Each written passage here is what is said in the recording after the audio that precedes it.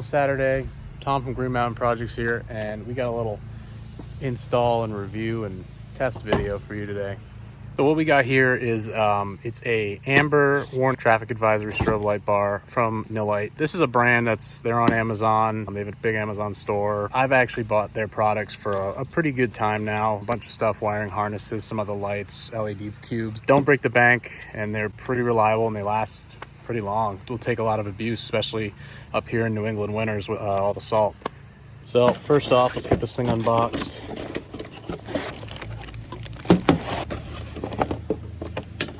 So first, what we got here is we have the light itself, suction cups for the, it has brackets so it can go on the inside of your rear glass.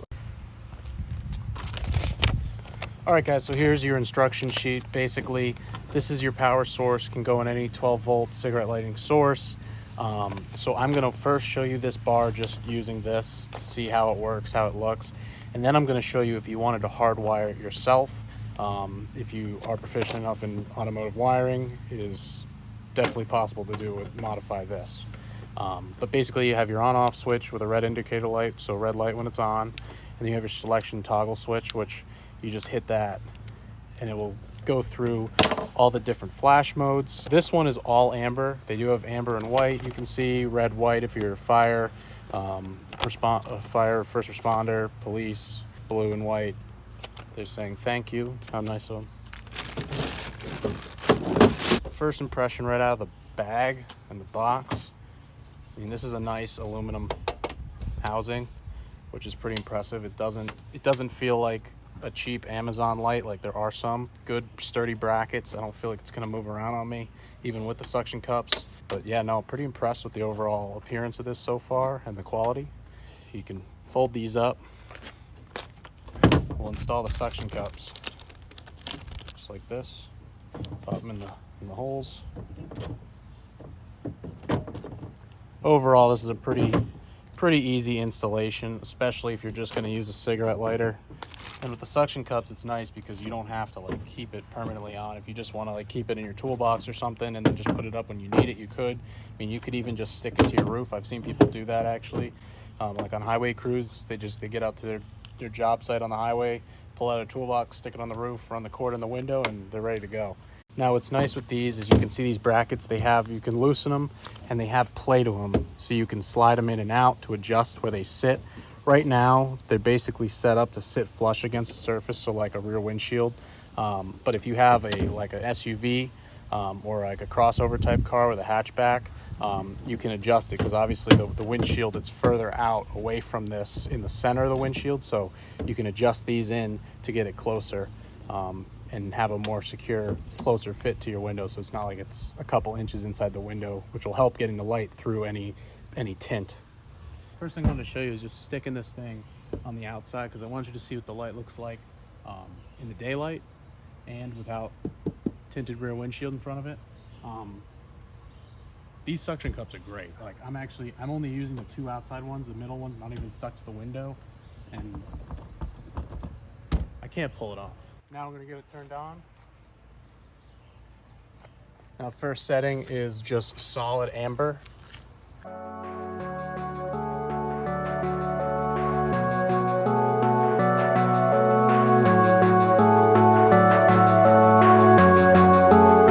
All right guys, well, I'm pretty impressed with all the different strobe patterns.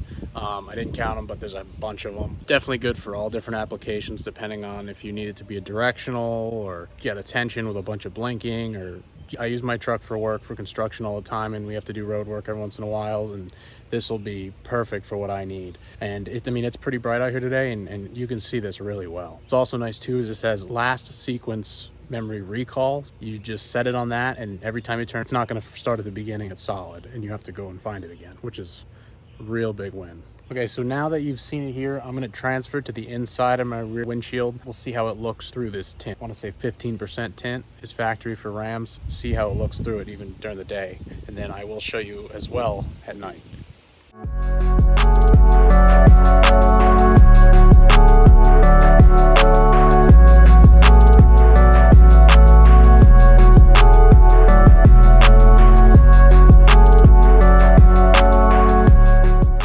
guys, well, even with it in the glass, it is still very bright and noticeable. Pretty pumped during the day with tinted glass inside the cab where it's protected from weather. I'm not sure if this is rated for if you wanted to put it on a back rack or something and keep it outside of the vehicle. You'd have to look on the Amazon link, which will be in the description for this product.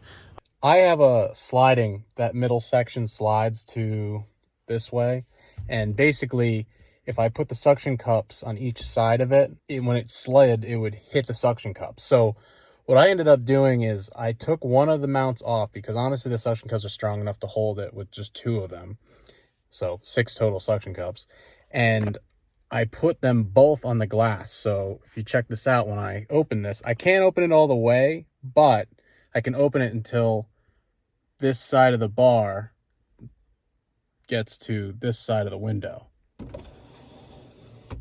Boom. So I still have a little more than half of that open. So if I want to vent out the back, which is really all about all I do anyways, so works out perfectly.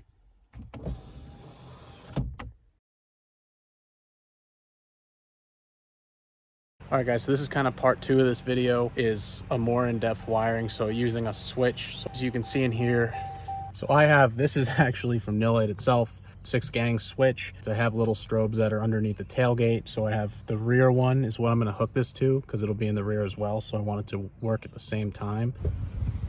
Coming under the hood, that 6-gang comes to this switch panel right here. And basically it has 6 outputs. So one of these is my rear strobe lights, and it's a wire that runs down underneath my truck, underneath the bed, and to these lights that I have right there. So basically I want to be able to turn that switch on and have those and the light in the back of the window on at the same time. If you don't have ones existing, you just install one of their wiring harness kits, which if you go check out, I'm sure I have another video on my channel that shows that, so check that out. You could just run the wire, run it underneath into the cab, right under the dashboard, snake it down through the back of the truck to the door sill or something. You can hide it under the plastic trim, run it up, and then have it so it has access to the light that'll be right here. So if you're looking to do this wiring style, you have this obviously, and you're gonna have to gut this. In this, there should be 3 wires. Normally, there's a, well, your red and your black, positive, negative for feed. And then you'll have another wire, which it'll be yellow, and that wire is what this toggle button works off of to change the pattern. So basically, when every time you do this, it's making a quick connection to the positive feed wire in there. So say if you had the wires bare, you could just touch the yellow wire to the positive red wire, and it'll change the sequence.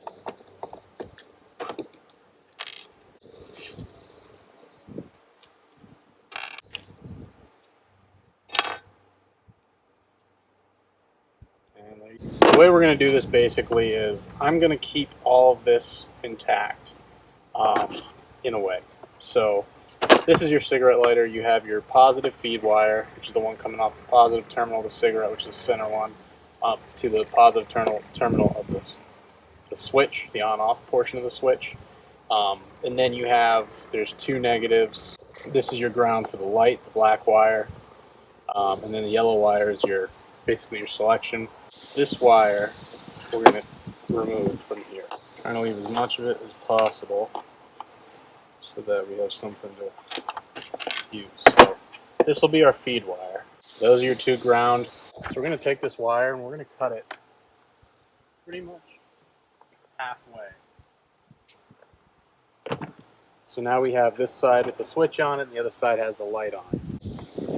So what I'm going to do with this is I'm going to, I have to wire my source. So I'm going to have to bring it in because the wire that goes to the lights in the back runs underneath the truck. So I'm going to have to come up through the floor, bring it to the back. So then that will connect into right here, into this red feed wire. And then I'm going to have to find a spot to ground it, probably one of the bolts that holds the seats in. Probably just do it right there with these 2. And then what we're going to have to do is connect this back to the light itself. To do that, we'll have to figure out whatever length we need. We'll cut it a little shorter, and we'll have our yellow, our black, and our red that's in here, and we'll connect it back to the end that we cut.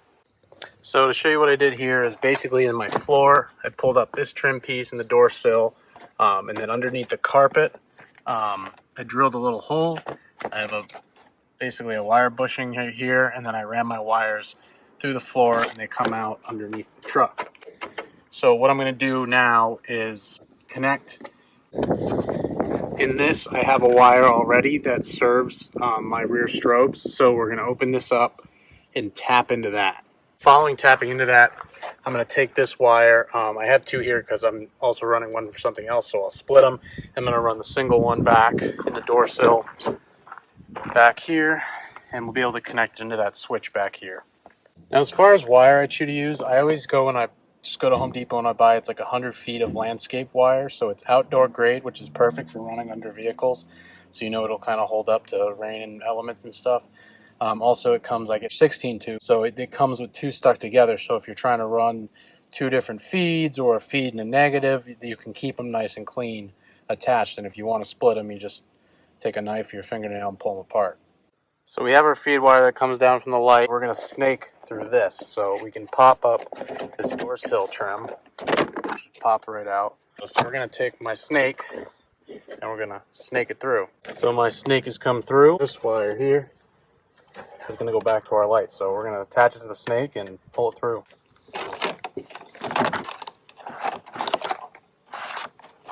So we have it all snaked along here, coming up through here, sneaking under the seat trim, and then it'll come out here where I will do my connections under here.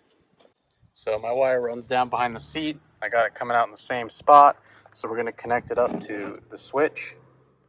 Now the reason why I cut this here, I really didn't need to, but I didn't want to have a bunch of bundled up wires sitting behind my seat, so I want to keep it as short as possible. So that's why I cut and I'm reconnecting. So my connections have been reestablished here.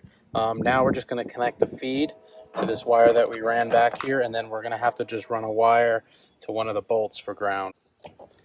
So you can see here, got it all spliced in my connections. I have the feed, and then I have the ground. Ground comes down here. Ended up just putting a self-tapper through the frame of the seat, so it's grounded through the seat and the frame. So now it's all left to do is to test it and make sure everything works. So if I come up here, this light is what turns on the rear amber strobes. So I'm going to hit that. Come back here, check that my strobes are working.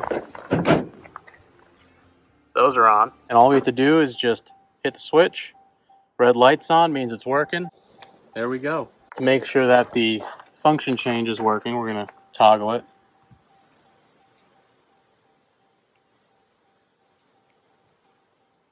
What I'm going to do now is I'm going to bundle this up. I'm going to tape it up real nice, and we're going to find a good spot to store it and hide it back here. So I got my thing all bundled up nice and tight. Basically, I'm going to store it just by pushing it back into here. So we got it tucked back in there. It's barely noticeable, except for the light, obviously. So we'll just get back to putting these door sills back together.